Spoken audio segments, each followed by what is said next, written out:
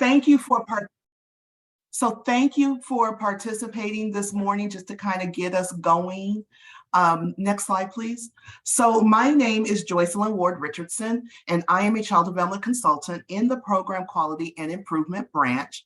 And joining me today is Vanessa Saunders, who is a staff services manager in the Program and Integrity and Improvement branch, as well as Anna Franklin, who is an analyst with the Program and Quality Improvement.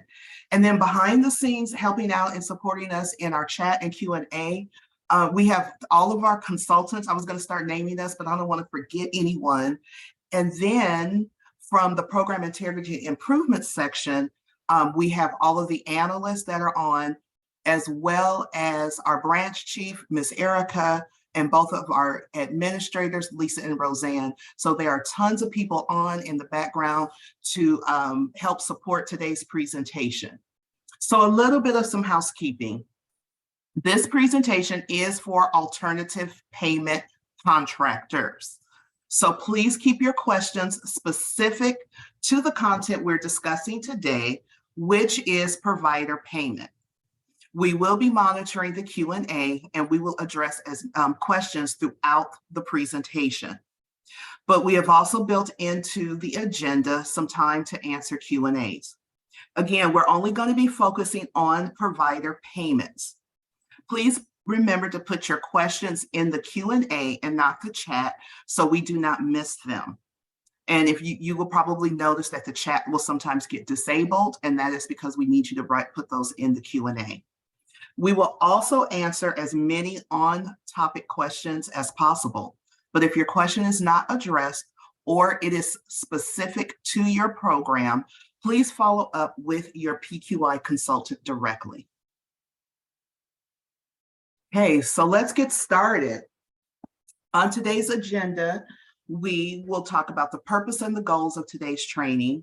We will then talk about the Child Care and Development Division listserv information, the legal basis for attendance and provider payment requirements, and then we will dive into some alternative payment discussion topics, which will include the actual voucher program, as we know it as the Alternative Payment Programs, or APP, requirements for contractors and service providers. What do I need to know before processing a provider payment? So we'll talk about choosing a regional market rate ceiling, the notice of action or the child care certificate, how to notify providers, reimbursement rate categories, the provider rate, as well as the family co-payment, and then the types of adjustments. And then keeping on with our agenda, we will then talk about the alternative payment, the monthly attendance and recording, which will include the attendance record and invoice. And then we will finish it up with provider payments and talk about timely provider payments, electronic banking options for provider reimbursements in the APPs, and then payment when there is a legal limitation, and then what to do if there is an overpayment, underpayment to a provider. And then we'll discuss next steps, resources, and questions. And I apologize for my dog in the background.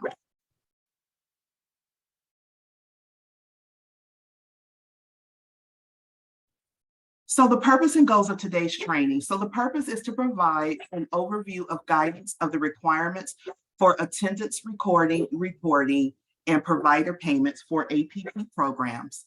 And then our goals are to inform participants of the APP requirements for provider payments, identify where to find the requirements and stay informed, and to support the continuous improvement in program integrity.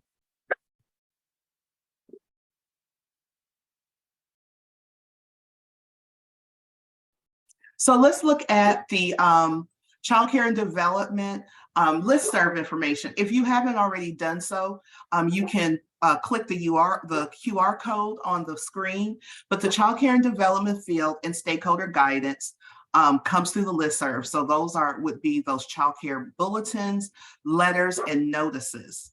And so again, the child care, you can sign up for the child care listserv by pointing your camera to the QR code, and then Anna is going to place a link to the listserv so you can sign up with the listserv in the chat.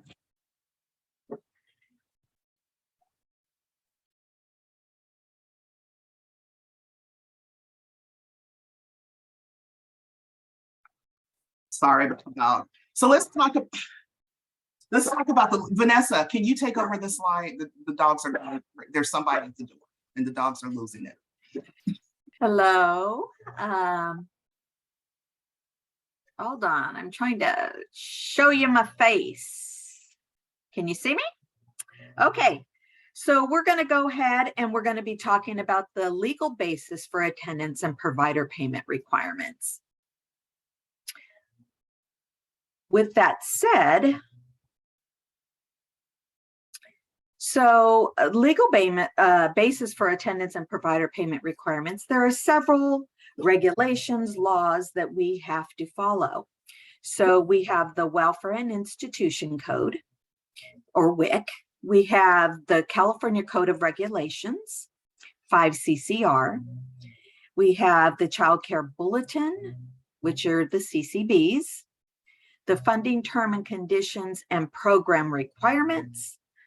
And then there are also going to be contractors policies that are approved by your governing board. And finally, the Code of Federal Regulations, CFR Title 45, Part 98. I do believe you have a document that was provided that has the links to all of these documents so that you're able to go in and review them at your leisure. They are, it's a lot of information, as you know. And we're going to just kind of go briefly over the topics of each one of these. I'm back, Vanessa. Thank you. And again, I apologize for the dog in the background. So let's go into what the welfare and institution codes are, or the WIC. So the WIC organizes the general rules and regulations that are administered by the California state agencies, and it provides program operation requirements for a recipient of child care service funds made available to the CDSF. So the WIC code, it's the law. It's what we must do. And then the California Code of Regulations, Title 5, which we know it as. So 5 CCR or Title 5, it organizes the general rules and regulations that are administered by the California state agencies. And it provides program operation requirements for a recipient of child care services funds made by CDSS. So Title 5 is the administration of the law, so how we must do it. So the WIC tells us what to do, and then the Code of Regulations tells us how we must do it. So let's look at, again, some more Title V regulations. So for services related to, the regulations related to services and payments and records are 5 CCR section 18224.6, which is notification of ineligible status of a licensed exempt provider. 5 CCR section 18225 is plan for continuity of services and expenditures. 5 CCR section 18226 is a plan for provider payments and certificates. 5 CCR section 18227 is eligible providers and alternative payment programs. And then 5 CCR 18227.1 provisional childcare. 18231 will talk about records on file concerning service providers. And then the last one is section 18230, which are the records on file concerning in-home and other license exempt service providers.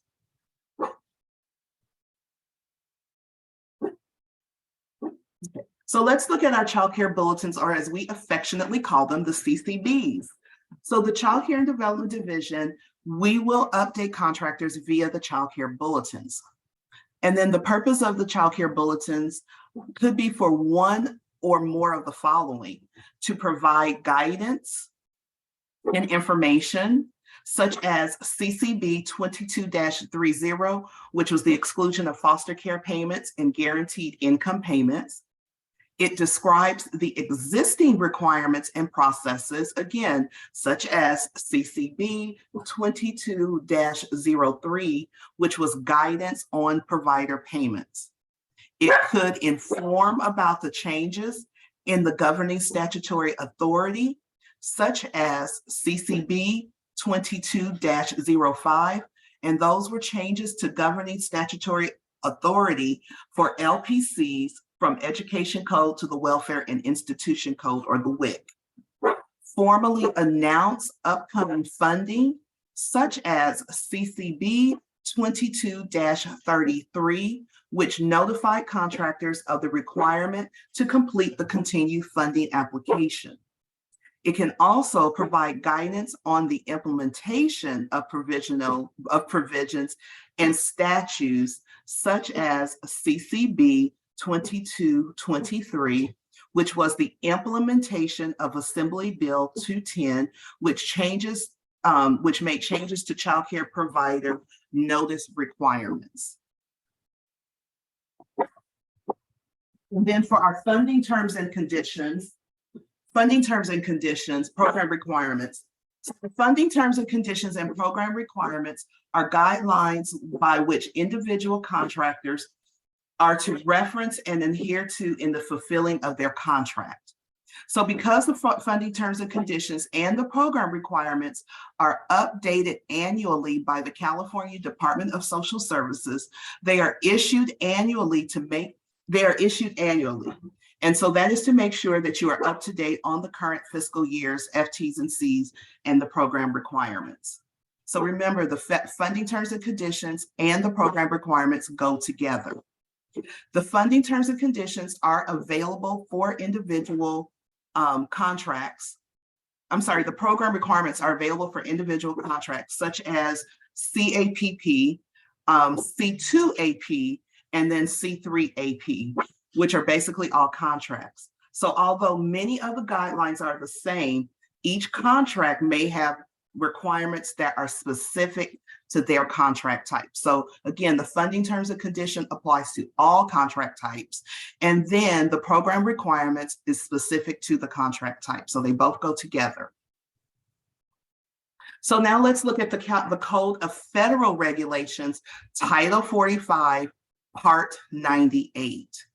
So the Code of Federal Regulations, CFR, governs the Child Care and Development Fund, which is the CCDF.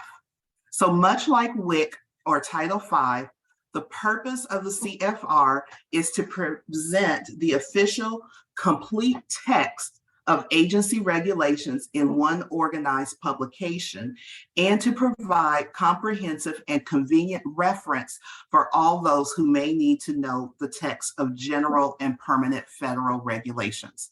So the Code of Federal Regulations is just that. It's the federal regulations which guides our state regulations. And then next would be your contractor's approved policies that go along with the California Code of Regulations. So Title V, Section 18221. So contractors may adopt reasonable policies related to the program that are not in conflict with federal or state laws or terms of the contract, including any contract amendments.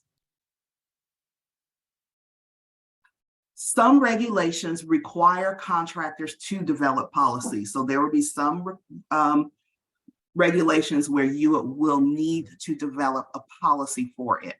And then some policies must be approved by the contractor's governing board per those specific regulations. And those regulations will tell you which ones need a board approval.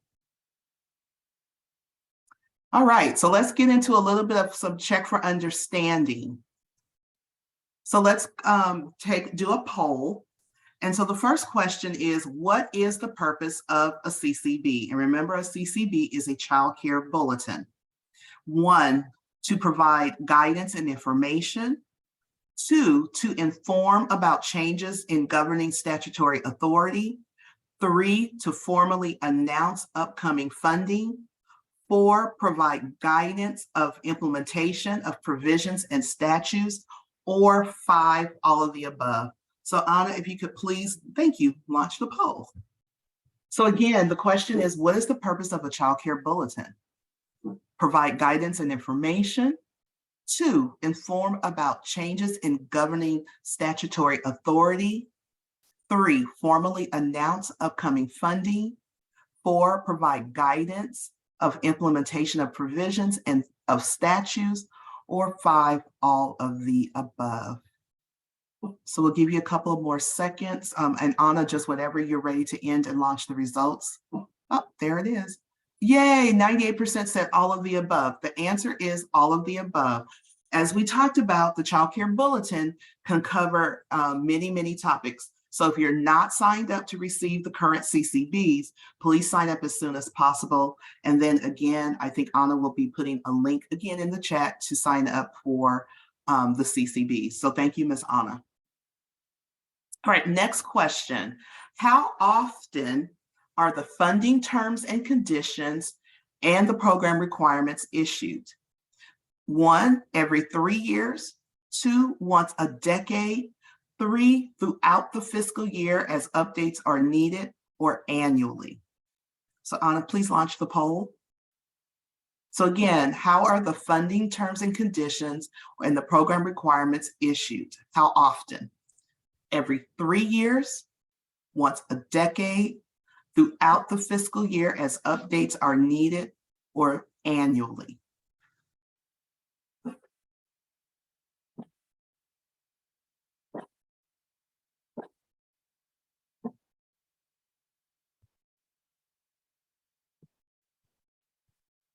The correct answer is annually, as the document is updated yearly. So I know that we try not to make that a trick question, but just keep in mind that look out for it at the beginning of every fiscal year in July. I am now going to turn it over to Vanessa to continue the discussion.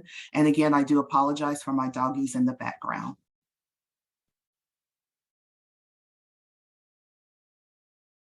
Okay.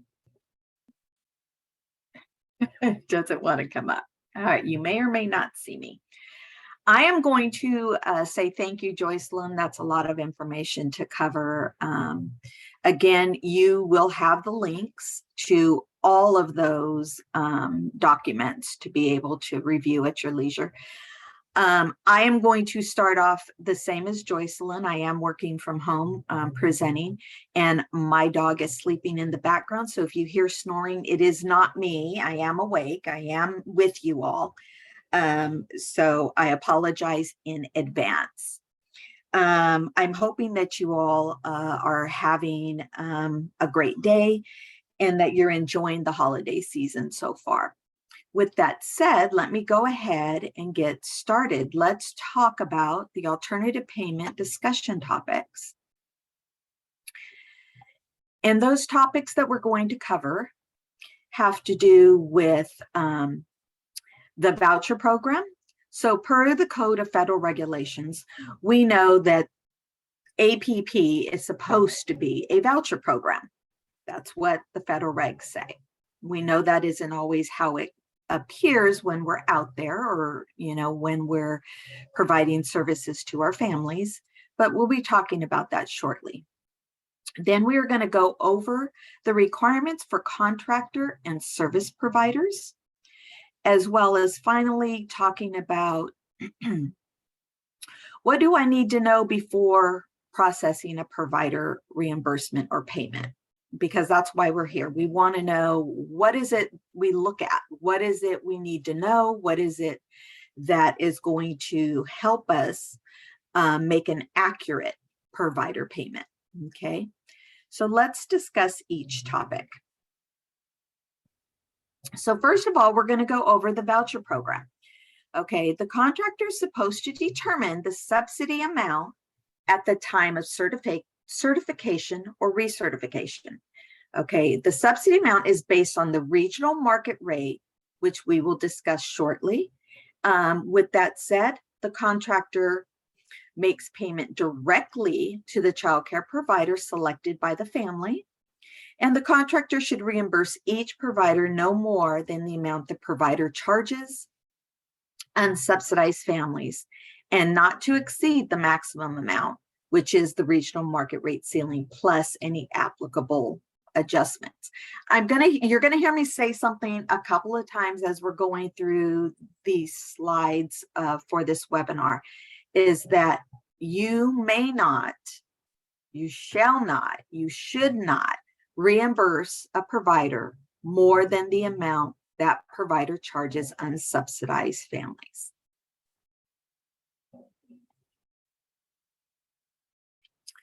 So there are several requirements that are needed for both the contractors and or service providers.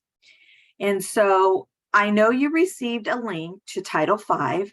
And so some of these you heard Joycelyn talk about earlier as regulations that have something to do with our topic today, which is provider reimbursement, provider payment, however you want to say it. So with that said, I want to go over some of these in a little bit more detail of what is in each of these sections. So Title V, Section 18223 is procedures for provider participation. In this particular regulation, the contractor, excuse me, is to develop and implement written policies and procedures for provider participation, including maximizing parental choice, acceptance, rejection, and termination of provider affiliation with the program, and a grievance procedure for both parents and providers. So again, as I go through these, you want to keep track of these and later go back and look at Title V if you don't already know this. I know there's a lot of people on as I look through that have been with us for quite some time, so you already know this, but I want to make sure that I am covering all aspects.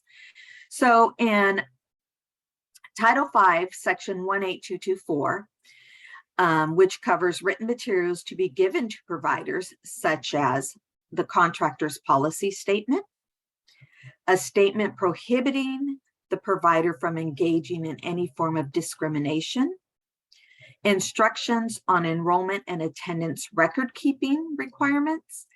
And just to let you know, this is not a full list, so you will need to go back to Title V and review these in its entirety, because there are other documents. I'm just giving you a brief overview as to what you're going to find in each of these regulations. Section 18226, the plan for provider payments. The contractor shall have a plan for timely payments to the provider. We will be discussing this a little bit further on, so I'm not going to go into detail here. So again, the contractor shall have a plan for timely payments to the provider. Section 18227 of Title V, eligible providers for APPs include a child care center, which includes a licensed center, a center on tribal or federal land, or a center that is license exempt, such as possibly a school on a school location, a family child care home, or a license exempt individual, or as we fondly say, family, friend, or neighbor. Okay, so there are two more specific regulations that are on this slide, which is Section 18230, records on file for in-home service providers, and Section 18231, records on file for service providers. So one is in-home and one is regular or licensed service providers. So we're going to be diving a little bit more into those, so I'm not going to say those quite yet.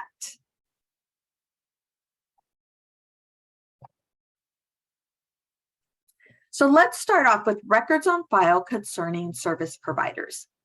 Okay, the contractor shall maintain in its file the following records concerning each service provider. So again, you should have a file for a provider that includes all of these documents that I'm going to be talking about. A statement of the service provider's current fees with information regarding the provider's usual and customary service provided for those fees. So we need that because as we move along and we talk about provider payments, we're going to be talking about what does that provider charge unsubsidized families? What are the policies that they have for unsubsidized families? So we need to know those because they should be the same. Okay. And just as a reminder, a licensed provider cannot have different fees for a subsidized child than they do for a non-subsidized child. You will need this to determine the correct provider payment as we move forward.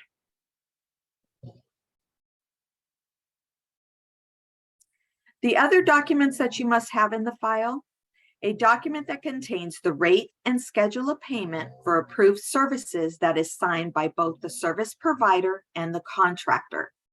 Okay, I'm going to stop and say that again. A document that contains the rate and scheduled payments for approved services that is signed by both the service provider and the contractor. You notice it does not say parent, it says service provider and contractor.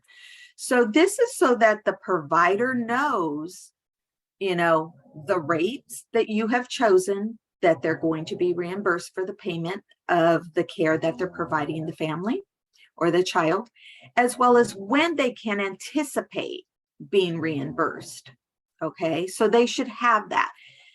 A copy of the facility license that shows the authorized capacity of the facility, the name, address, and telephone number of the service provider, as well as the age group that the service provider serves. So all of those things need to be in a file, and they should be in one location. And again, it's called a provider file.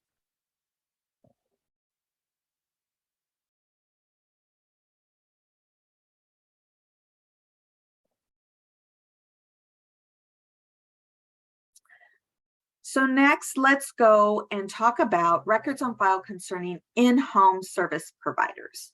Okay. An in-home service provider is a provider that you have to have a description of the caregiver's qualifications and work experience, a declaration by the caregiver that he or she is in good health. And licensing has a form, and honestly, I can't think of the name of the form right now, but I know it is a health form that is filled out.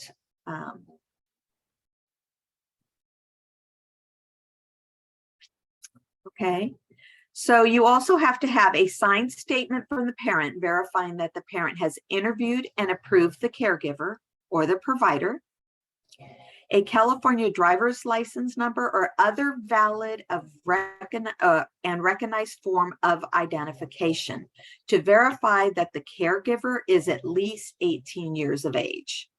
Okay, so again, you want that the parent reviewed them or interviewed them, and that there is a license in there. Just as a reminder, CCB 2213, which included changes to policy regarding in-home license exempt providers, in accordance with the state and federal law, programs administrators must allow parents to choose in-home license exempt care. So pursuant to federal law governing the Child Care and Development Fund, restricting access to any category of care or type of provider, including in-home license exempt care, is prohibited. In-home license exempt care is a valid parental choice, which must be available to all parents. Effective immediately and in alignment with the treatment of license exempt in-home care in stage 1, CAP stage 2, stage 3, and CMAP contractors shall authorize in-home license exempt care for families if the parent signs a self-attestation. Let's say that again. If the parent signs a self-attestation form acknowledging that they are assuming employer responsibilities for the in-home license exempt provider and acknowledge that they are responsible for complying with any applicable federal and state employment laws. So again, this is changing from what we did in the past. Okay, in the past, we would say you had to have a policy that said they had to have so many children in their home. That's no more. Okay, that is no more. Please go back to CCB Child Care Bulletin 2213 if you have in-home exempt providers, to make sure that you are following the guidance that has been provided to you about accepting the self-attestation.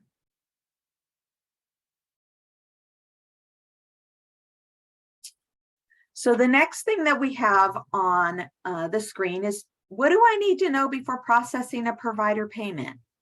So what do you need to know? So you need to know that the family was found eligible for care.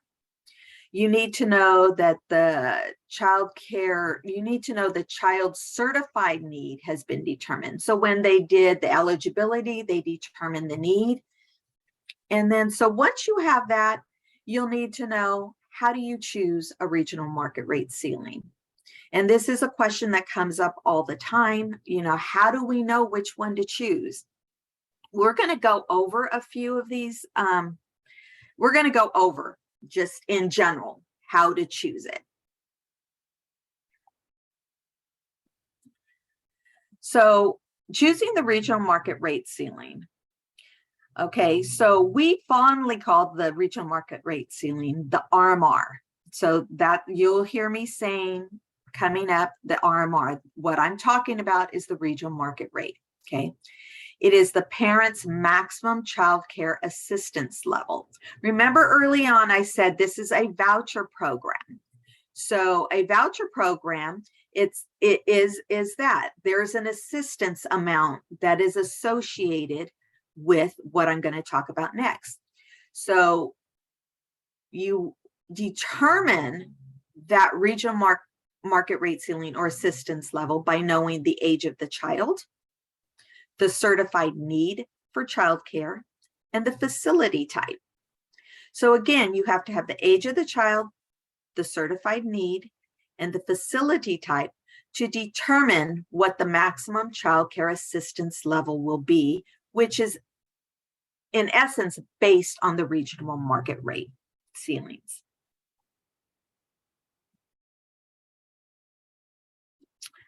So contractors are to select the rate category which most closely aligns with the provider's customary rates while remaining in compliance with regulations.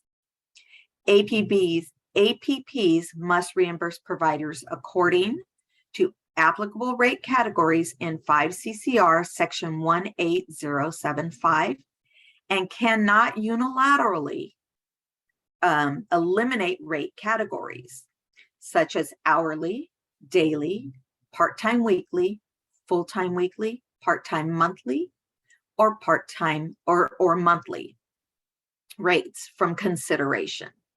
So again, you received guidance on this in a child care bulletin. That is why it's super important that if you are not already signed up to receive those child care bulletins, you want to sign up and you want to receive them.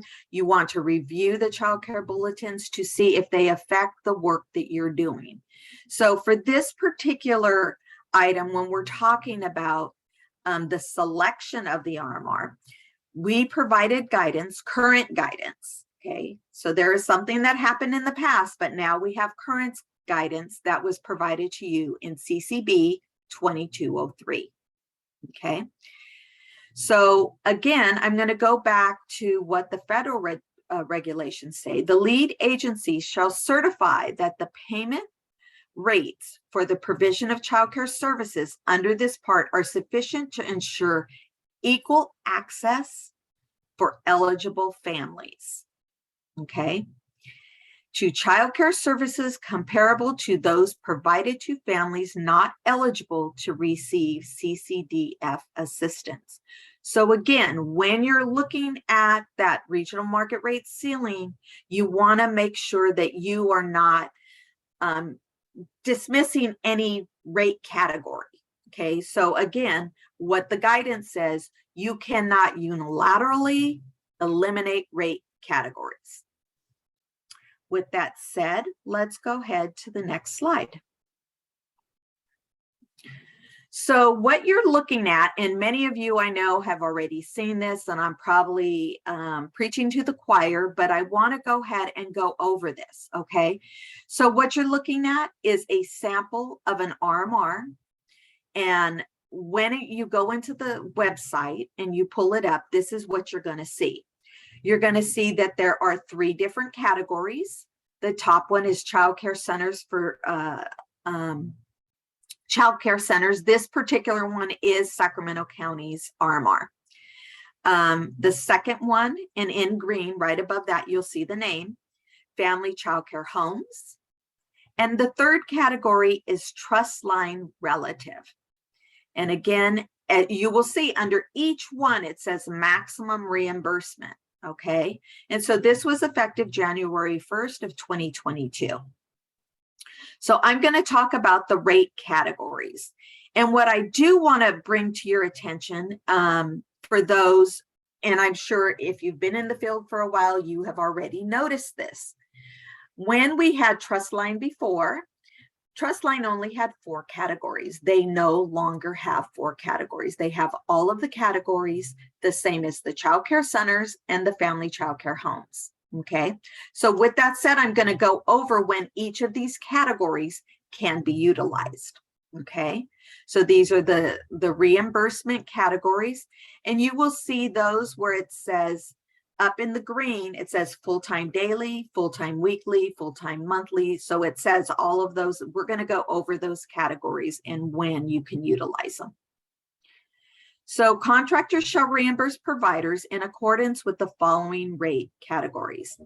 Hourly, which shall only be used for the following: a child certified need for childcare of less than 30 hours per week and less than 6 hours on any day, less than 30 hours a week and less than 6 hours on any given day, or an unscheduled but documented need of less than 6 hours per occurrence, such as the parent's need to work overtime that exceeds the certified need for childcare, or the portion of the certified need for childcare that exceeds 52.5 hours per week and is not included in the provider's full-time weekly or full-time monthly rate.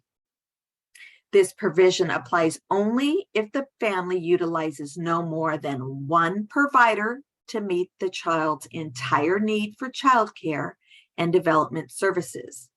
Additional payments made under the hourly rate for this purpose cannot exceed the provider's full-time weekly or full-time monthly rate. Again, with that saying, and is not included in the provider's full-time weekly, that is another reason why you're going to need that documentation from the provider that says what their rates are. Okay. So daily, which shall only be used for the following: a certified need for childcare of 6 hours or more, okay, or more per day, or an unscheduled but documented need of 6 hours or more per occurrence, such as the parents need to work on a regularly scheduled day off that exceeds the certified need for childcare. A family has a documented need of 6 hours or more per day that exceeds no more than 14 days per month. So what that means is there is a limit. So if they have a need for 20 days, full-time days, you cannot choose the daily as the RMR that you're going to choose, because there is a limit of 14 days. Okay. Reimbursement to a child care provider based on the daily rate over 1 month's time shall not exceed child care provider's equivalent full-time monthly rate or applicable monthly ceiling. Okay. And just for your knowledge, when you pull up the rate categories, right underneath the rate categories, it has all of these written down. This is coming off of the website. These are on there so that at any time you're pulling up the RMRs, you're able to go, can I use this or can I not? So you could read the exceptions to when you can use a particular rate category. Let me move on. Part-time weekly, which shall only be used when a certified need for childcare is less than 30 hours per week. Again, less than 30 hours per week. Full-time weekly, which shall only be used when certified need for childcare is 30 hours or more per week. Part-time monthly, which shall only be used for the following: a certified need for childcare of less than 30 hours per week, and that need occurs in every week of the month, or a certified need for childcare averages less than 30 hours per week when calculating by dividing the total number of hours of need in the month by 4.33, and that need occurs in every week of the month. Let me kind of explain this.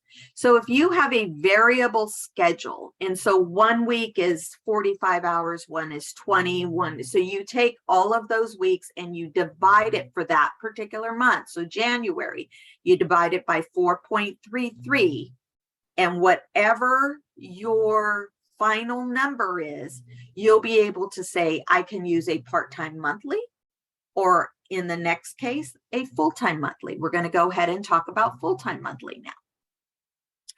Full-time monthly, which shall only be used for the following: a certified need for childcare of 30 hours or more per week, and that need occurs in every week of the month, or a certified need for childcare averages 30 hours or more per week when calculated by dividing the total number of hours of need in the month by 4.33, and that need occurs in every week of the month.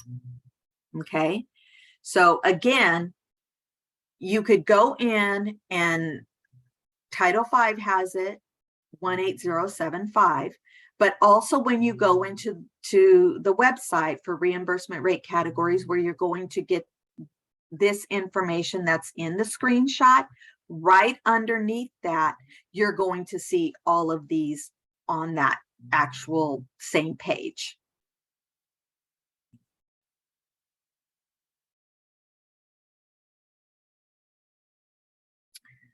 So let's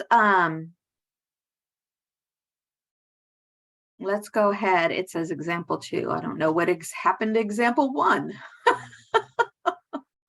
Let's go ahead and maybe we took it out. Okay, we're going to give you example 2. So choosing a regional market rate, RMR, based on the following: 1-year-old child.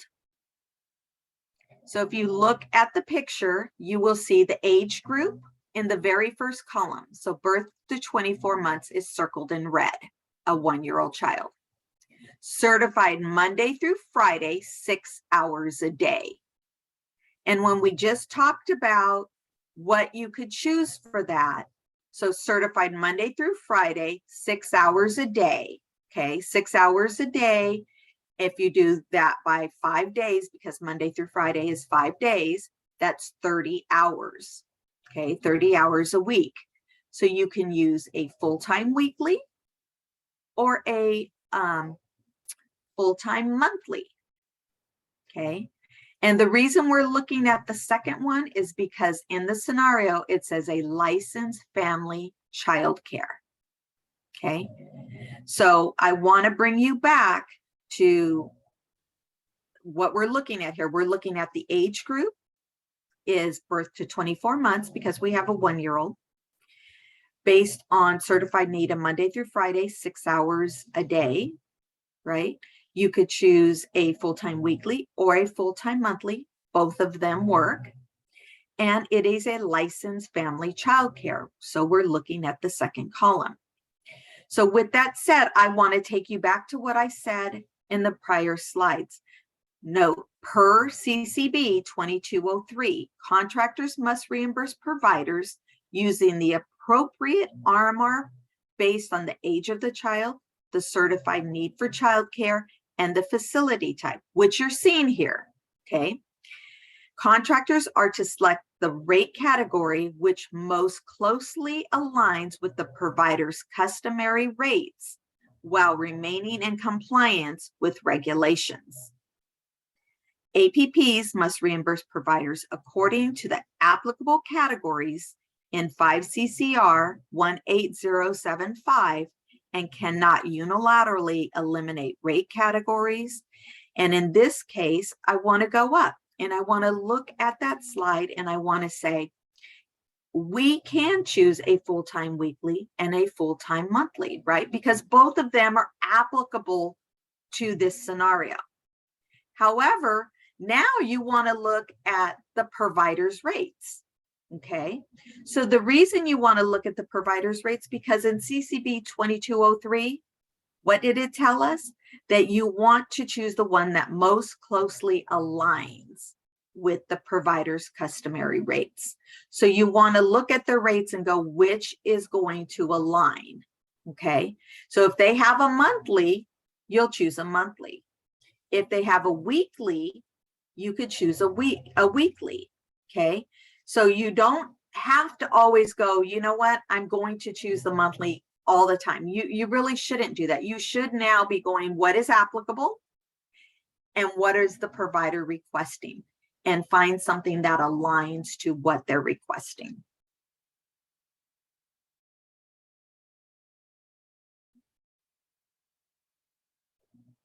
Okay.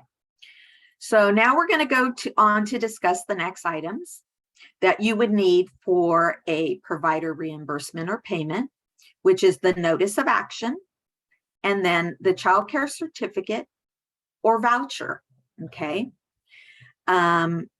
Most of the time what we see is the child care certificate, okay?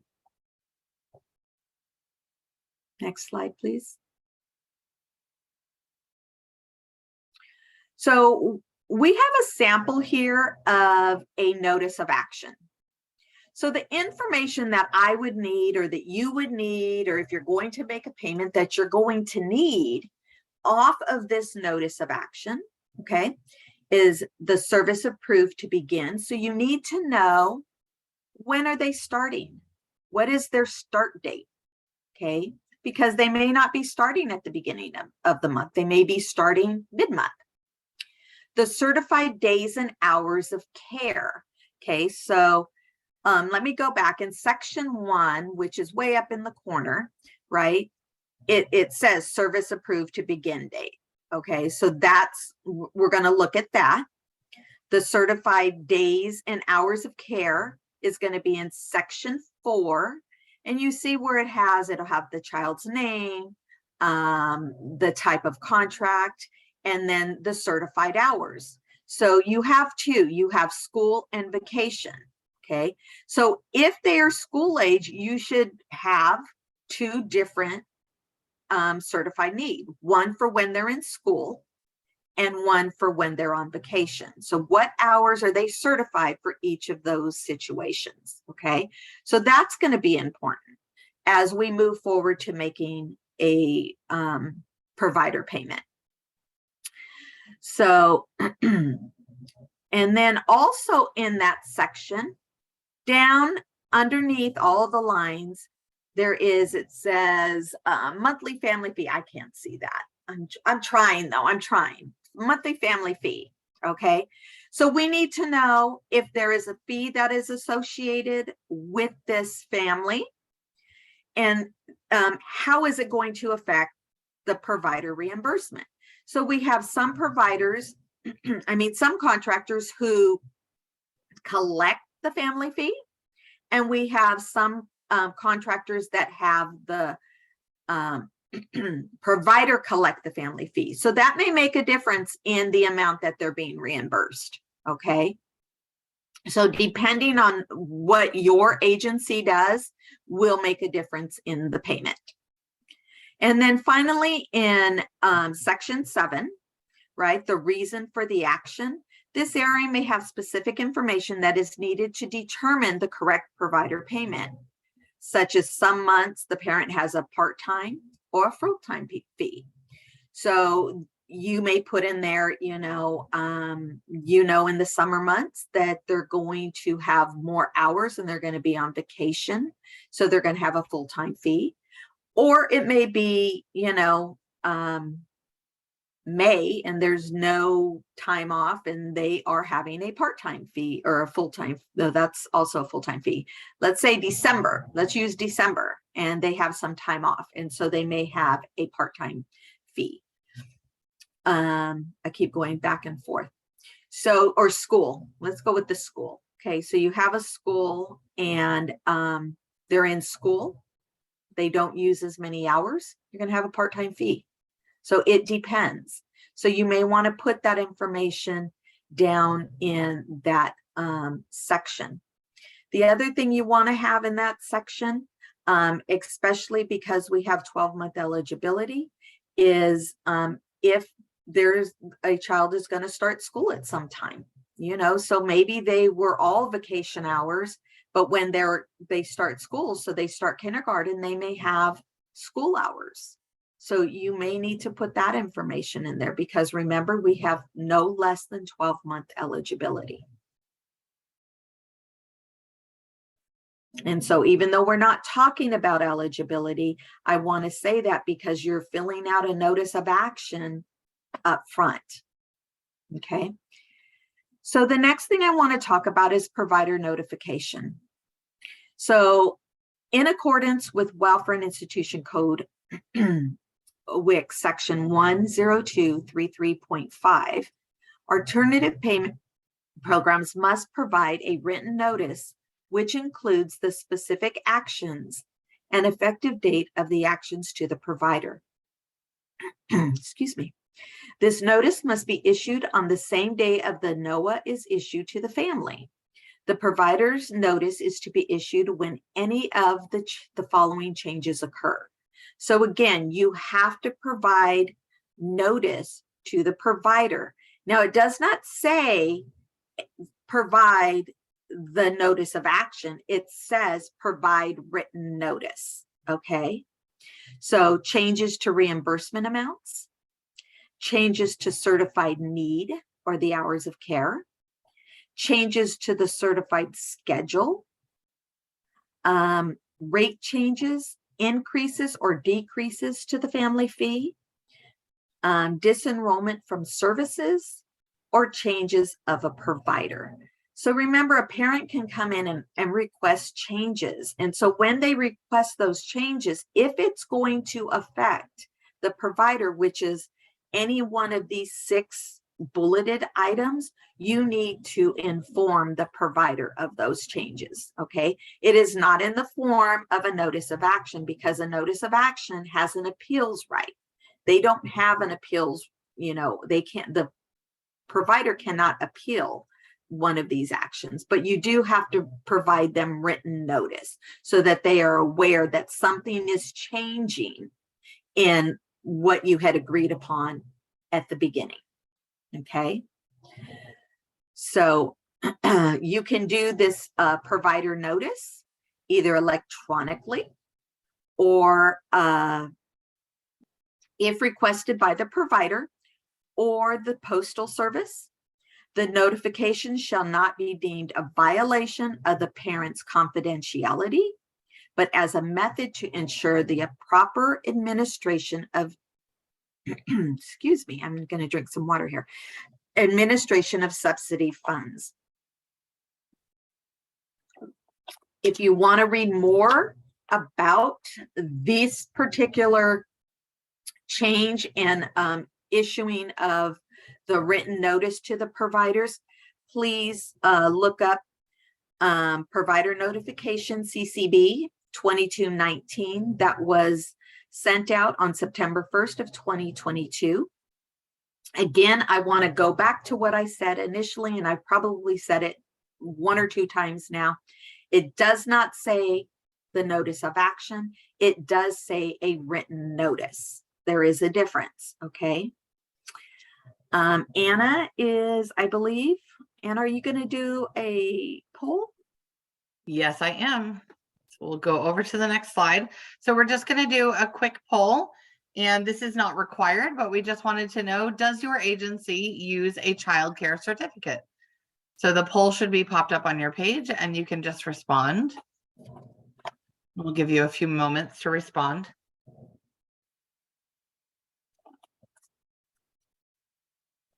I'm sorry, folks. I have to drink a little water. I've been talking a lot.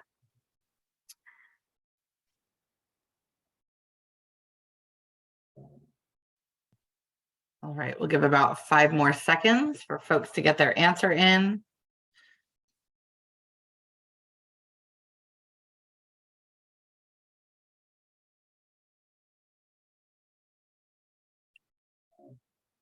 Great, so it looks like about 88% of our attendees today do use a child care certificate in their agency, and about 12% do not. So I'll hand it back over to you, Vanessa. Thank you. Okay, so this is a child care certificate that I received a while back. And so I just want to kind of go over what a child certificate sample looks like. And I know you don't have chat open, but I'm not sure if those who are not using a certificate, I'd almost like to know what they do use. So it is important, there's important information that is on a child care certificate, okay? And that you need it for, to determine a payment, okay? So again, some of this information is also on the notice of action, but not everything. So the certified days and hours of care, so that is on a child care certificate. The age of the child, the type of provider, and the maximum subsidy amount. So remember earlier on, we said to determine the RMR, you need the age of the child and the certified need for care and the provider type. And then you would choose an RMR that would kind of align with what that's applicable to that need, as well as align with the provider. So the maximum subsidy amount is what is on this child care certificate that helps to determine how you are going to reimburse a provider. So you do need that information. You need to know, what RMR did you choose? Because as we're going to go on, and I always want to jump the gun on this because I want to say it. So again, this is why I'm going to go back to something I said earlier. It's important to have the information from the provider that has the information that contains their rates or their fees, as well as what their policies are. Okay, so you're going to need that, because when we start looking about in payment, you're going to see this. So we need that information from the provider. And then we also need to know what a contractor determined as the maximum subsidy amount, which is based on the RMR. Okay. So are you able to open chat? Let's see if I can see chat. If you can open chat so I could just see what document, if they're not using a child care certificate, what document are they using to adhere to the requirement of having all of this information? How do they know what subsidy amount that they've chosen? The chat is now open. So if you could put in there, what document do you use that entails adheres to this information that we're going to have? So the certified hours and days and hours of care, the age of the child, type of provider, and the subsidy amount.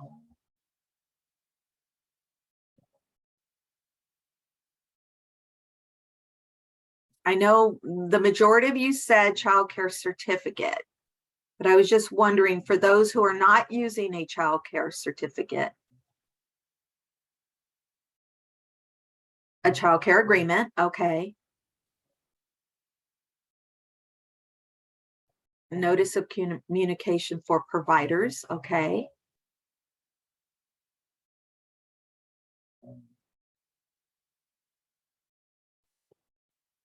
Certificate of enrollment, okay. So many of you are using something similar to this, it sounds like, that has this information that you're able to go to and go, here's all of the basic information about this family so that we know how to move forward and make a accurate reimbursement. And I see someone still waiting for their vendor number.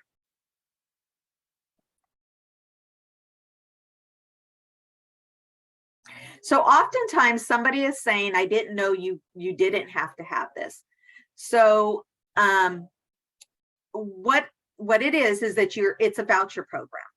So a child care certificate really is that voucher part of, of the program, because it's telling you, hey, family, here's what you're certified for. Here's the age of the child, the type of provider you chose, and here's the maximum subsidy amount. So this is kind of the voucher part where you go out and find a provider that you want, okay?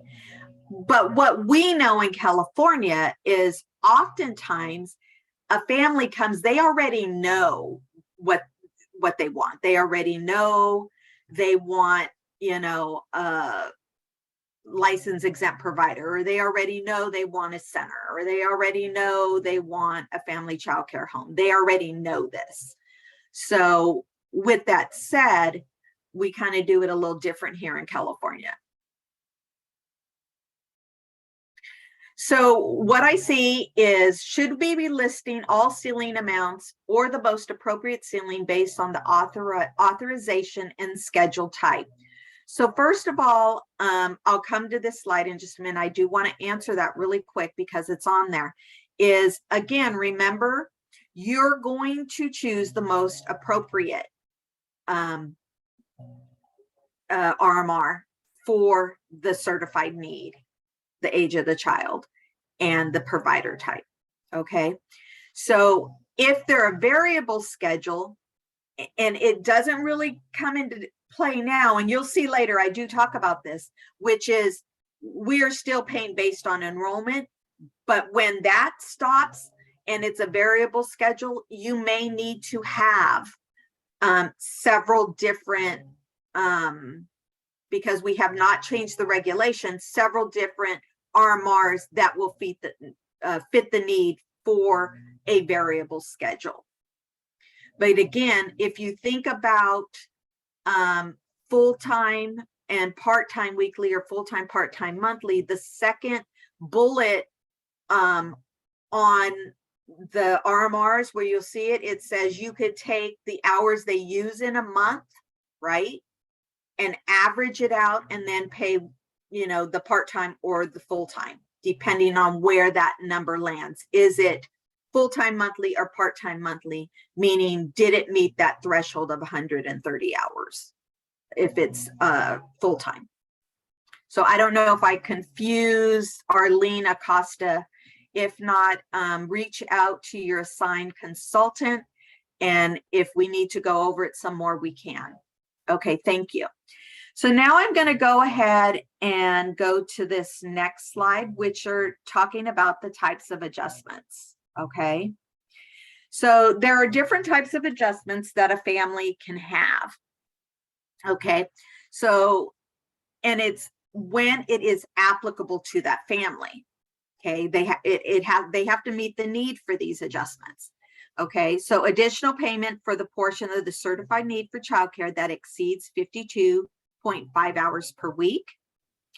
Adjustments for evening and or weekends care for licensed providers. Again, let's read that again. It's for licensed providers, adjustment for evening and or weekend care. And then finally, adjustments for children with exceptional needs. We're going to go into each one of these a little bit deeper.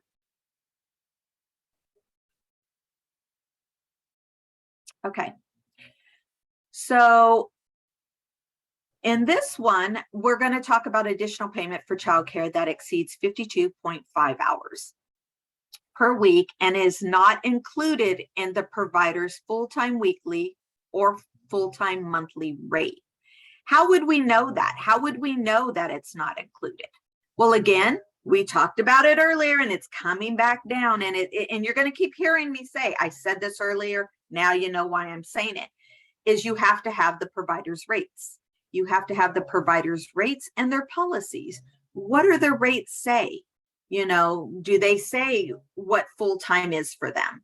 You know, it's up to so many hours. Do they have something in their rates that say they charge extra? What is it in their rate sheet that would make you think that it doesn't include the 52 hours, 0.5? They work over, or, you know, they care for a child over those hours. What is it that makes you think that isn't included in what they have as their rate? Okay. The family does not utilize no more than one provider to meet the child's entire need for childcare and development services. Again, they need to have one provider. Additional payments made under the hourly rate for this purpose cannot exceed the provider's full-time weekly or full-time monthly rate. Meaning, if they're getting a weekly and then they have all these extra hours, we can't authorize, by regulations, you cannot authorize more than what they would charge, you know, so you could pay that, but the addition can't be that times 2, if that makes sense. Okay. This is where the provider's rate or fee sheet comes into play. You heard me say that. You're going to keep hearing me say that, as well as the provider's written materials that they provide to the parents. You need to know that if the provider is requesting this adjustment, remember the reimbursement can be no more than the provider would receive from a family that does not get subsidized services. So again, you're going to look at their information. What does their full-time rate cover? How many hours does it cover?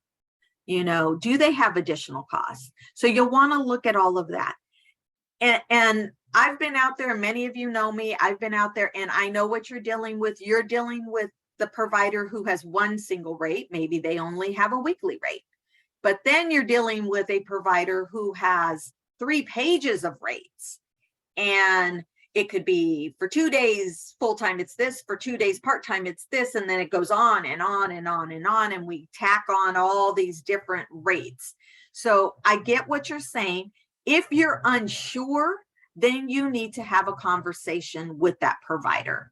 Okay. So when you utilize it, and it's really going to come into play when you have those providers that have the 3 pages of rates. You know, 2 pages of rates is still a lot. Okay. A full page of rates is a lot.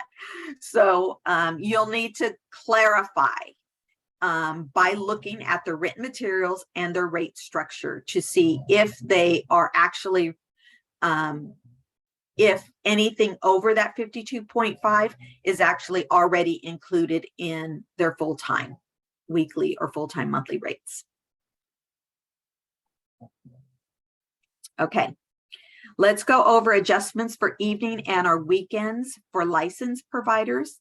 Again, I'm going to say this again. It only applies to licensed providers. Okay, this adjustment is only for licensed providers. It is not applied to an hourly rate. Okay, and these are straight out of regulations, So if you need to find it, you're going to look at the bottom of this slide. It says 18075.1. You could go to Title V and read the full regulation.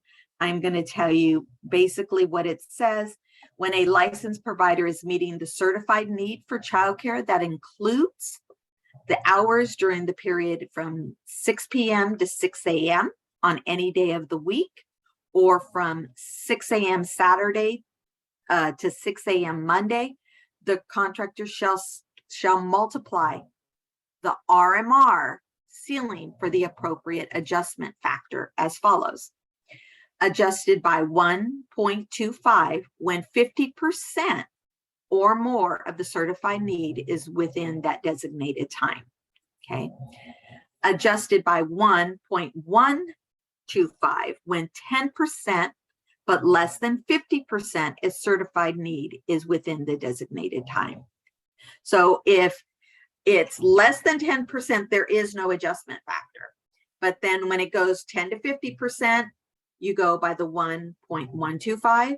And when it's 50% or over, it's the 1.25. And again, I want to remind you, it is adjusted to the RMR. I'm going to say it again. This evening and weekend adjustment is to the RMR.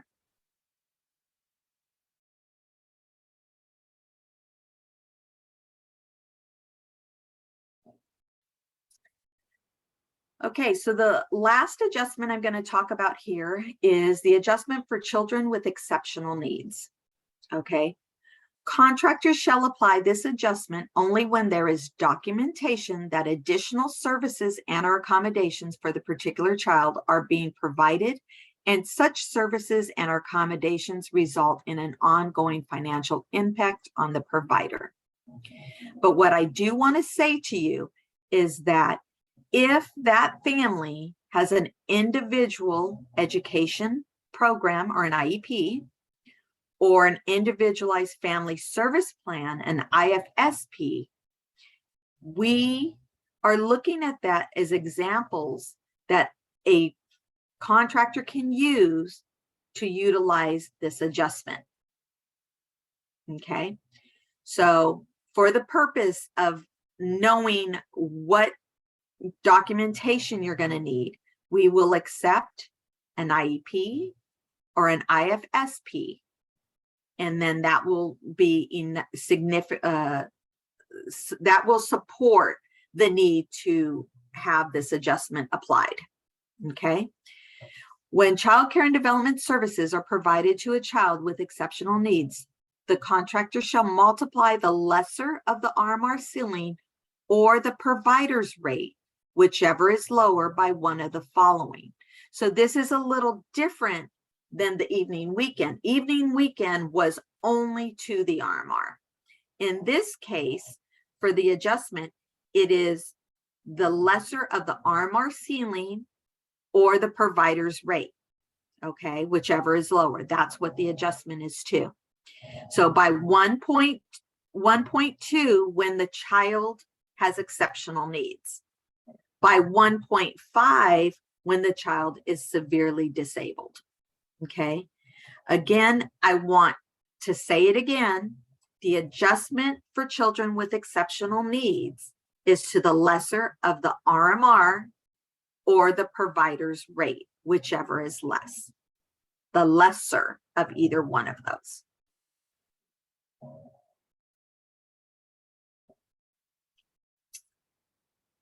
So I threw this slide in here because we often get this question, okay? So adjustments for evening and or weekend for licensed providers versus adjustments for children with exceptional needs, okay? Can you adjust for both? Okay, so the answer to that is when a child has a need for both adjustments, the contractor shall only use one adjustment factor, which should be the higher adjustment factor.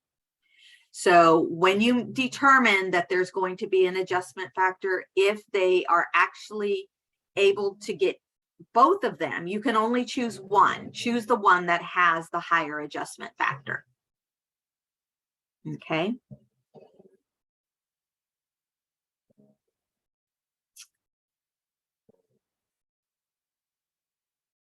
Okay, so next we're going to talk about the provider rate and the family copayment.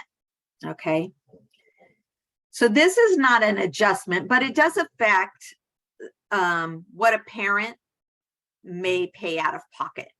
Okay, so I'm talking about the provider rate and the family copayment. Okay, so a family may choose a provider regardless of the provider's rate. So they may go, you know what, I know they want more than what my subsidy amount is worth, what my voucher, what my certificate says, what I've been told as far as the type of provider I want, the maximum subsidy level. I still want this provider because I have heard great things about this provider. This is an awesome provider, whatever the reason. They want this provider. It doesn't matter. So they could choose that provider. But when they choose that provider and the provider's rate and their other allowable charges exceed the maximum subsidy amount, right?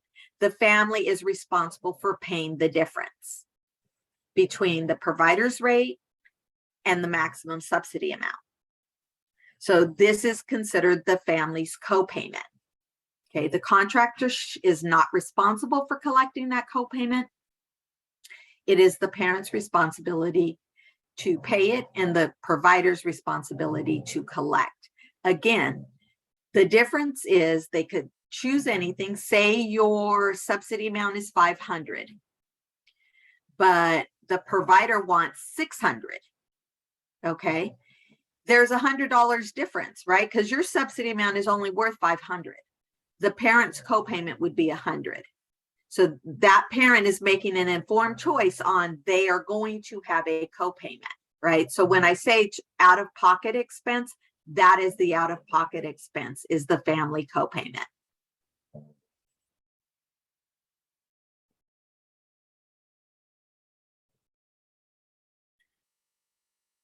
Okay, we're going to get into the monthly attendance record and recording.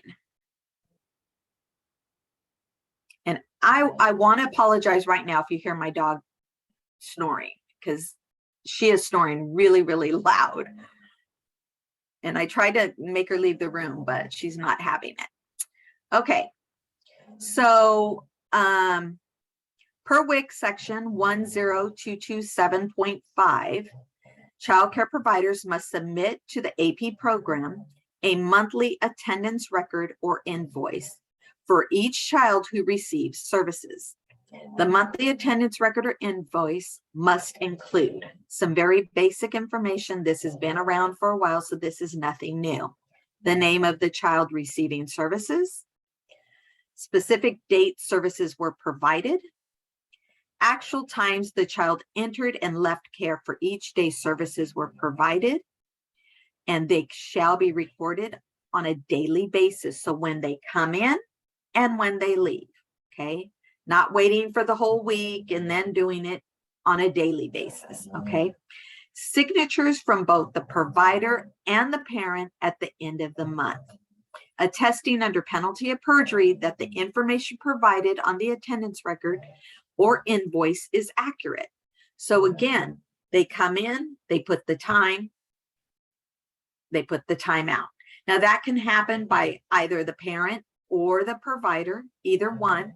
And the only thing they really need to do at the bottom, as far as signatures, there's one signature required, and that's at the end of the month. And that's just saying that I have this attendance record, I've looked it over, it's all accurate. You know, it's what actually happened for this month.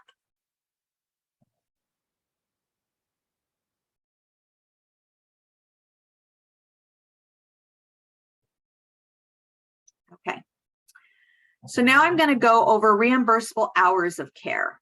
The following apply to CalWORK contracts, okay? Days of non-operation, 16 COVID-19 related paid non-operational days per CCB.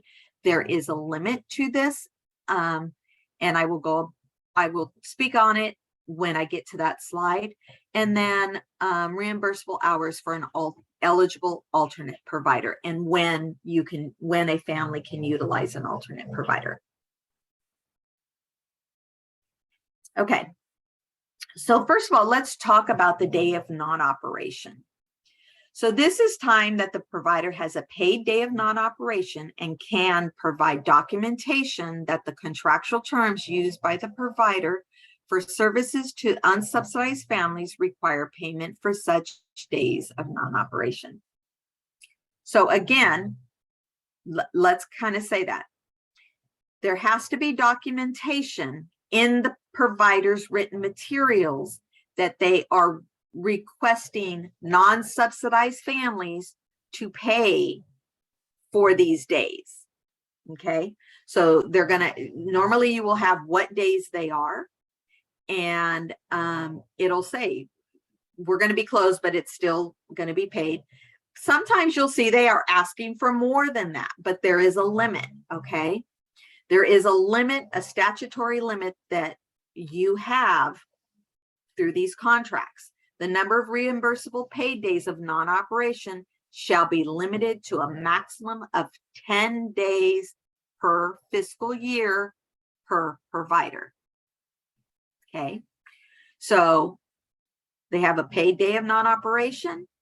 You've received the documentation that they're requiring payment by unsubsidized families, and you're going to limit that to 10 days. Okay, so let's talk about this. So if a provider has 5 days in their written materials, right? They only get 5 days. They don't get 10, because in the written materials, they're saying for these 5 days, I want to be reimbursed. That means unsubsidized and subsidized children. So they don't get 10 just because there's a maximum of 10. They get what they put into the written materials up to 10. Okay. So on the other hand, if a provider says they have 15 non-op days, right? You must remember there's a legal limit of, what did I just say? 10 days. Okay. So for the non-operation, we must remember there's a legal limit of 10 days, and the provider must have it in their written materials that they are requiring unsubsidized families to pay for this. Okay, these 10 days of paid non-operational days are limited to providers reimbursed using the regional market rate. Licensed family childcare home providers participating in family childcare home education networks are eligible for the 10 paid days. Okay. I really don't want to go into that. Let's see. And then the other thing I want to say, and this is a question that often comes up, does an exempt provider get the non-operational days? So I want you to keep this in mind. Again, there's 2 things when we talk about it, right? An exempt provider only has 1 family that they're caring for. So they don't have unsubsidized families, right? And they don't have written materials that are saying that they're requesting this. Okay, so keep that in mind when you're looking at this.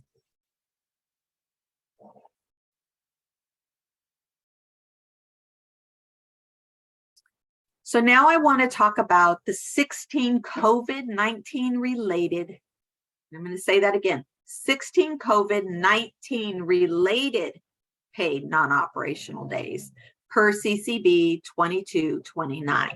And again, I'm going to say it again, if you're not signed up for your CCBs, you may want to be, because you're going to get all your guidance that is coming forward. The hot off the press items are going to come through your CCBs, the guidance, whatever's coming up, that's where you're going to get it. Okay. So for voucher-based providers, effective September 27th, 2022, and through June 30th, 2023, all CAP, Stage 1, Stage 2, Stage 3, CFCC, and CMAP, and Bridge program counties and contractors must reimburse providers for up to 16 non-operational closure days, provided the closures are related to the need for the providers to self-quarantine or self-isolate in accordance with local public health department COVID-19 recommendations. Okay. It's a recommendation. They have to have something from their local public health department saying that they are asking them to do this. A provider doesn't get to just decide they want these days. It has to be, they must be following the local public health recommendations to get these additional days, paid days of non-operation. Okay. So I'm going to say it again, and I know you guys are tired of hearing me say that little term. These newly approved 16 paid non-operational days may only be used when an eligible provider is following the local public health department's guidelines recommendations that they self-quarantine or self-isolate. They may not independently decide to self-quarantine or self-isolate. Okay. It is important for me to remind you that providers must mark on the attendance records or invoices any closure days they wish to claim when they were closed for COVID-19, self-quarantine, or isolation. Reimbursement shall be made to an alternate provider when this is applicable.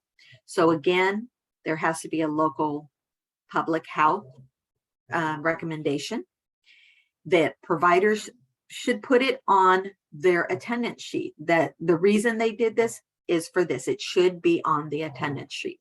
Okay. The contractors shall track the usage. Okay. Track the usage of the paid non-operational days as associated cost. Okay. So you need to track that because you know, they only get so many. So you want to go, okay, this is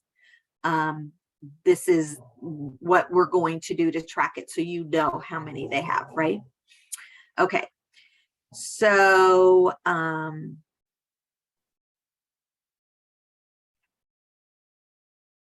again, you want to make sure that you have, if they're not doing so, you want to make sure you're having the provider document it on your attendance records.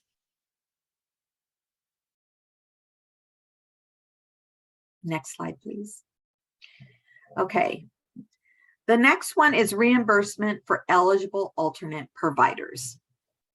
So you can pay an alternate provider when the time that services are provided, when the regular provider has a paid of non-operation and the parent has to obtain alternate provider to meet the certified need of childcare. Payment to an alternate provider when the regular provider has a paid day of non-operation shall be limited to 10 days per fiscal year. 2, when the child care services are provided by an eligible alternate provider when the child is ill and the parent has to obtain care for an eligible alternate provider, payment to an alternate provider when the child is ill shall be limited to a maximum of 10 days per child. So you could pay an alternate provider for the non-op days and also when the child is ill and say the provider says, no, they can't come here, but the parent still needs to work and they need to get an alternate provider. The exception to the ill part is contractors may reimburse an alternate provider in excess of 10 days based on illness if the parent provides a physician's verification.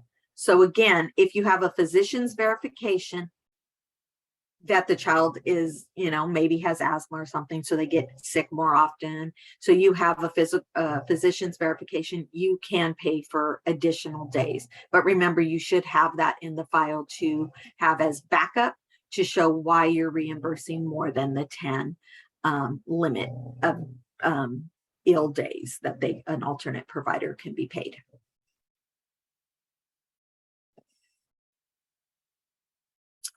Okay, so provider payments.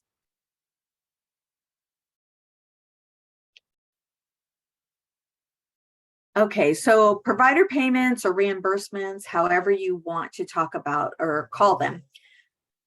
In accordance with WIC section 10228C and Title V section 18413A and 18428, contractors shall reimburse each provider no more than the amount the provider charges families who do not use public funded subsidies, not to exceed the maximum subsidy amount.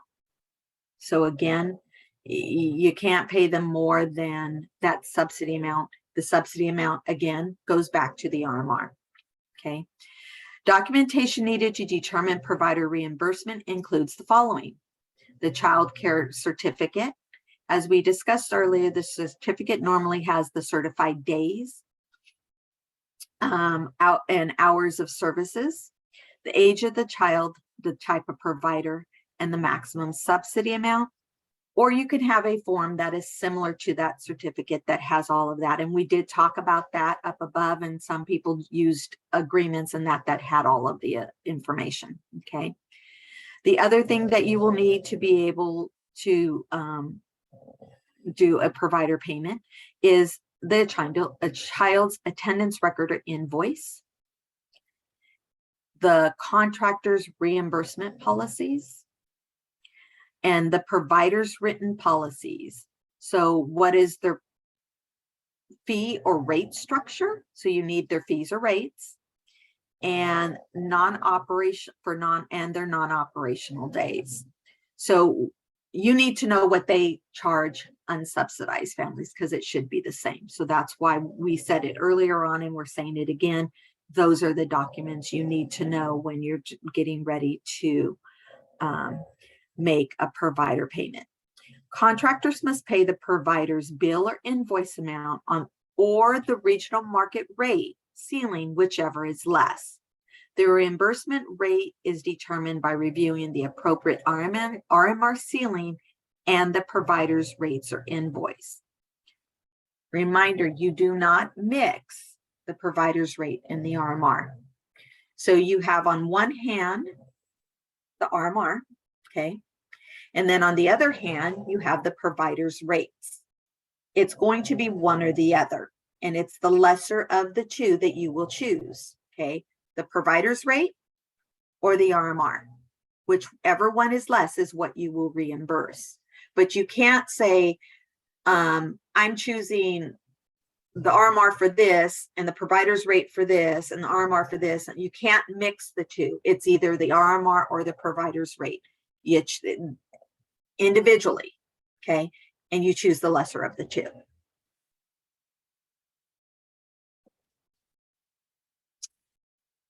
Okay.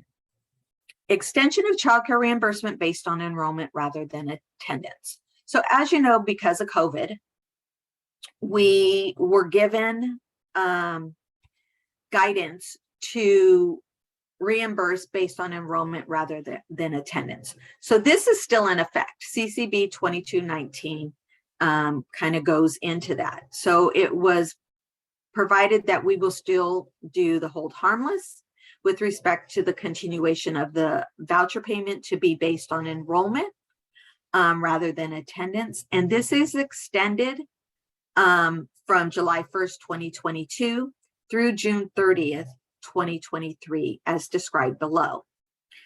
For voucher-based providers, licensed and license exempt providers, right?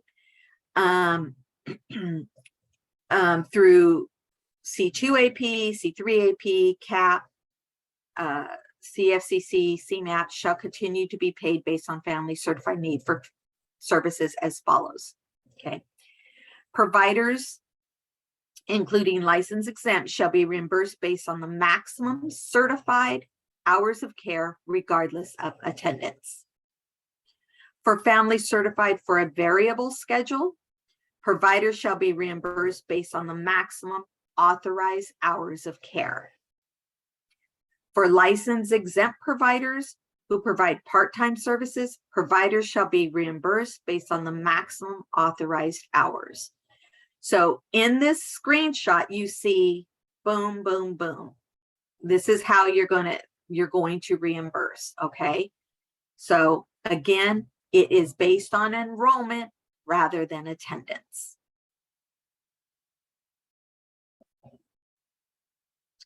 Okay. So timely provider payments, okay, the contractor shall have a plan for timely provider payments, which shall include the following. Providers to be paid within 21 calendar days of the receipt of a completed record or invoice, right? A schedule for payment of services which shall be signed by the provider per directive on what written materials are to be given to providers. Procedures that include measures to ensure the security of certificates and provide for timely redemption of certificates by either parents or providers. Okay.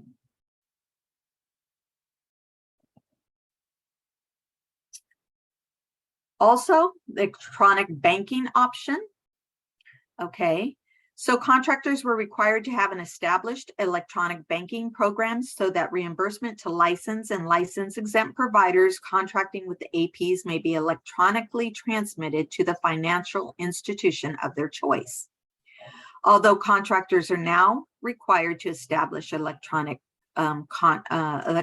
banking, they cannot require providers to use direct deposit or any other form of electronic reimbursement to receive the reimbursement. Providers participating in electronic banking is optional. Again, I'm going to say that providers participating in electronic banking is optional. For contractors that had an existing electronic reimbursement policy in place prior to July 1st of 2019. So this has been around for a while. So if you haven't done it, you should have done it a while ago. Okay. They may continue to receive electronic reimbursements only for providers who were contracting with the APP under the policy. Any new providers starting with such contractors after July 1st, 2019 shall be provided the option to receive their payment electronically. When the contractor makes the reimbursement to the provider electronically or otherwise, they shall include a description of the payment to the provider, including the child or children served and the month of service covered by the payment. Any fees assessed by a provider's financial institution for electronic banking would be incurred by the provider. The fees would not be covered by the contractor.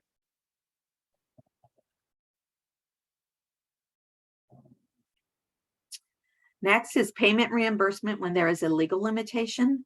When a legal limitation affects the amount of reimbursement for the parent, the limitation can be based on enrollment beginning and or end date, or specified in regulations such as the limitation on days of non-operation.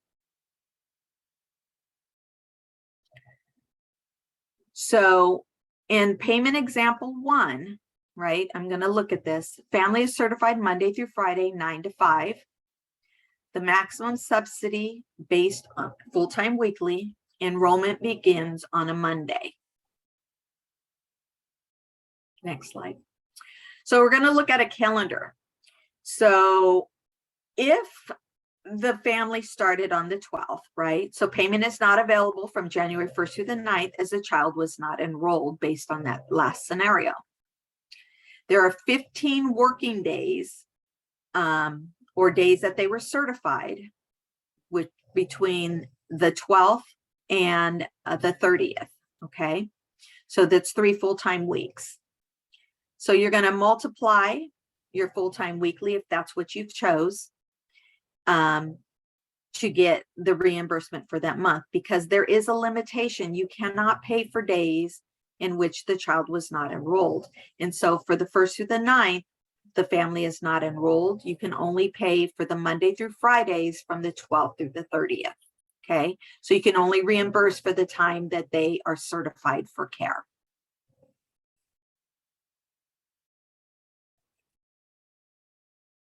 Let's go to the next example, please. So in this next example, we're going to say the family, again, is certified Monday through Friday, 9 to 5. Maximum subsidy is based on full-time weekly. Enrollment begins on Monday, January 12th, same as the last one. However, in this scenario, the provider is closed on Monday, January 19th, and it is an unpaid non-operational day. Next slide. So in this scenario, you're going to look at, there are 15 working days because again, the 12th through the 30th are the days that they were able to come have care because that's when they started. However, this provider is closed on the 19th. So because they're closed and it's an unpaid non-operational days, you do not pay for that day. You cannot reimburse the provider for a day that they're closed. So in this case, you can only reimburse for the 14 days. Okay. So that is when we talk about a legal limitation. Okay.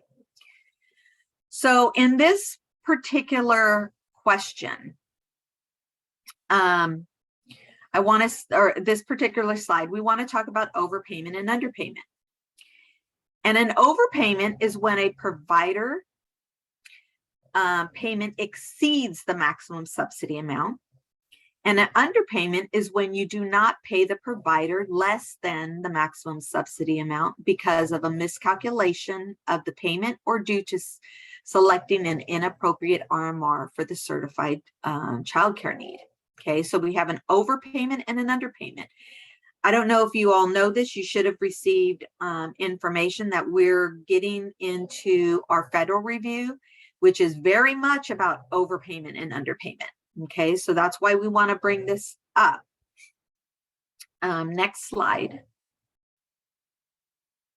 So when you have an overpayment or underpayment, when this comes to your attention that you overpaid or underpaid a provider, what do you do? Can we open the chat so we could get a few seconds in here? Because I know I'm running at the end of this. What do you do?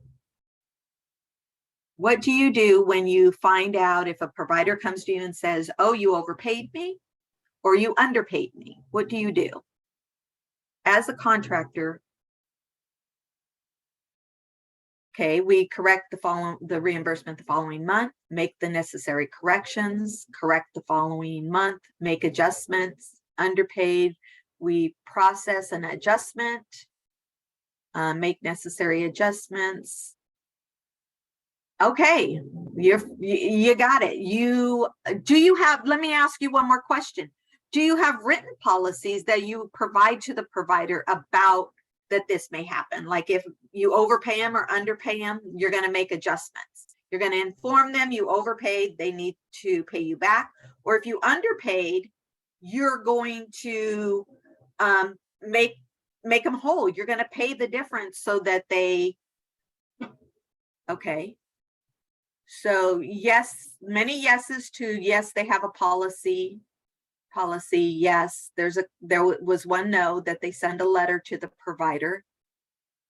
So with the one that's saying no, I just want to remind you, because you're in an agreement with the provider, you should have a policy that talks about if there's overpayment or underpayment, this is what's going to happen. So they are very clear that if they get overpaid, they have to pay that back.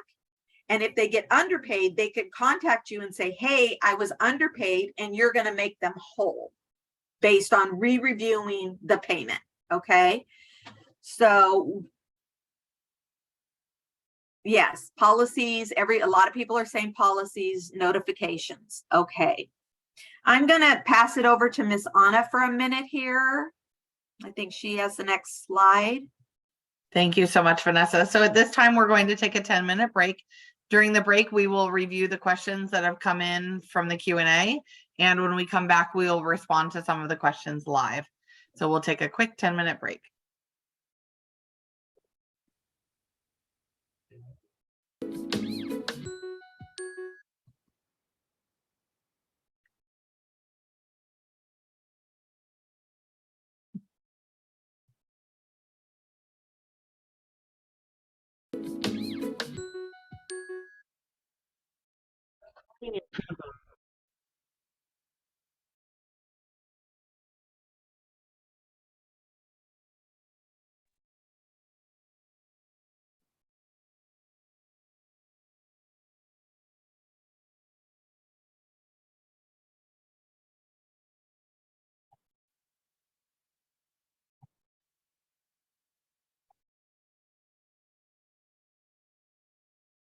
Okay, are we all muted? Joycelyn, were there questions that came up that we're going to answer? Yeah, there was a question about the 52 point, hold on. I'm on two different screens, and so now I lost my screen. So there's, I'm sorry. So there's a question about the 52.50 reimbursement, and how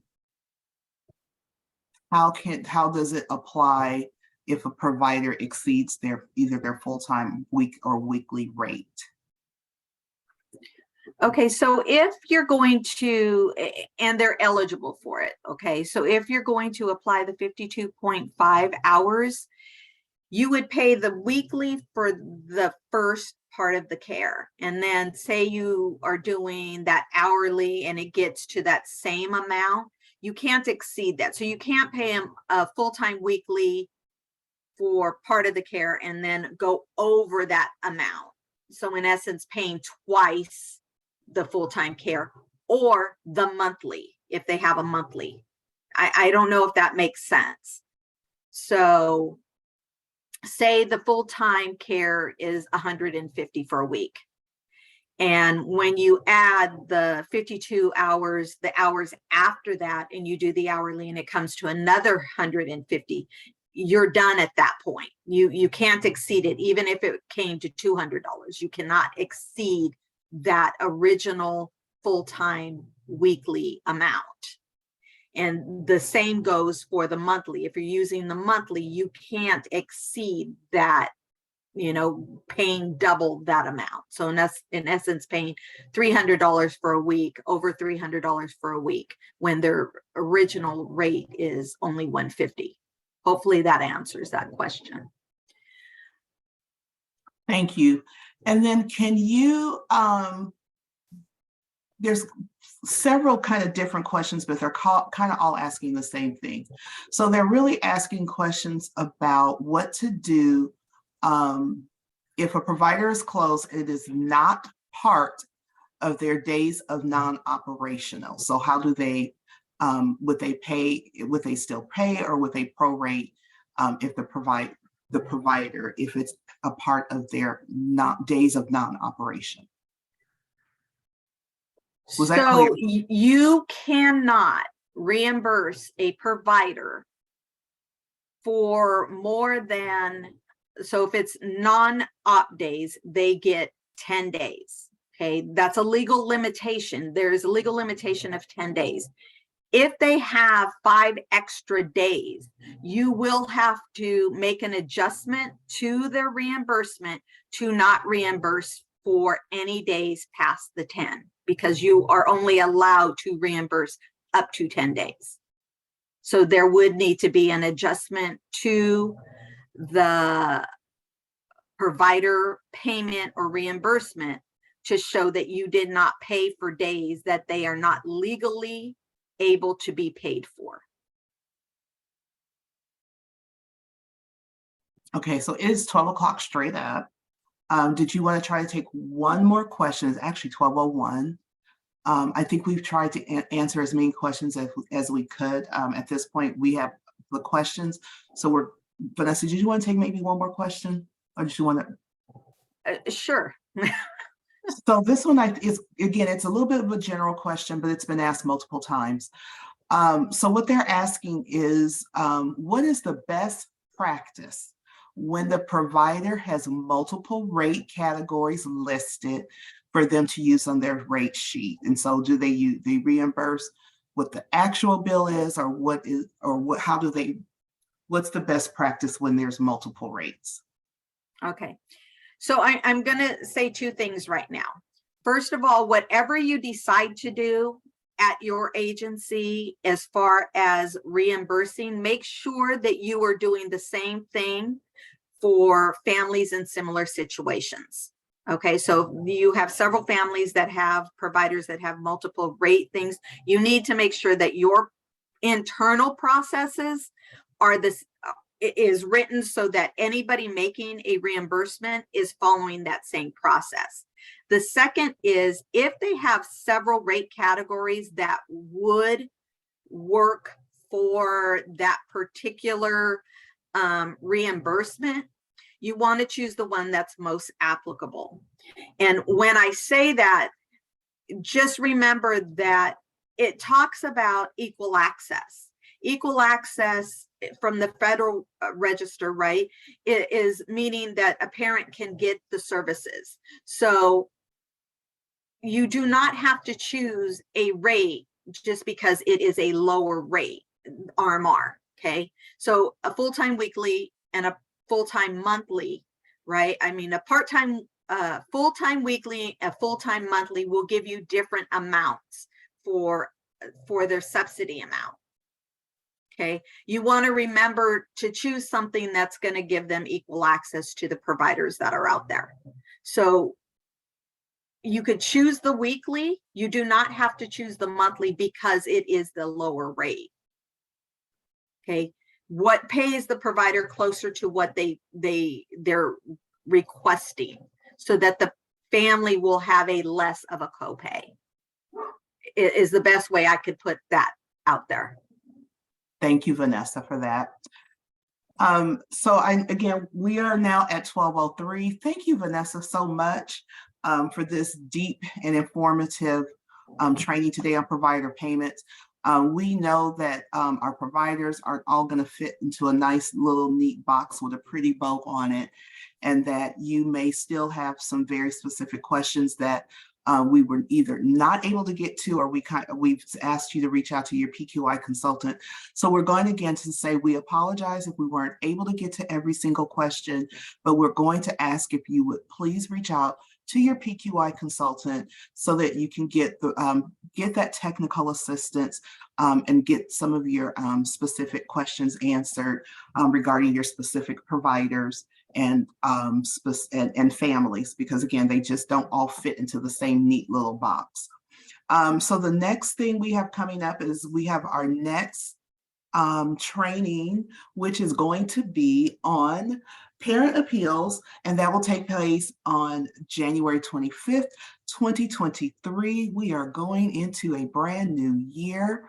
So you will be getting, if you haven't already, again, sign up for the listserv and you will get a notice about that particular training. There is, and in February, we will be hosting a training regarding audits. So as we leave you, we want to just say thank you to everyone for being on and for all of your questions. To the team in the background that you all cannot see, we want to thank them so much for getting as many of your questions answered. And again, we encourage you to please reach out to your PQI consultant if you have additional questions or if your question did not get answered during this live webinar. We do also keep a list of all of the questions, so we do have those questions as well. Other than that, on behalf of the entire team, we just want to wish you a happy rest of your Wednesday and happy holidays. Thank you.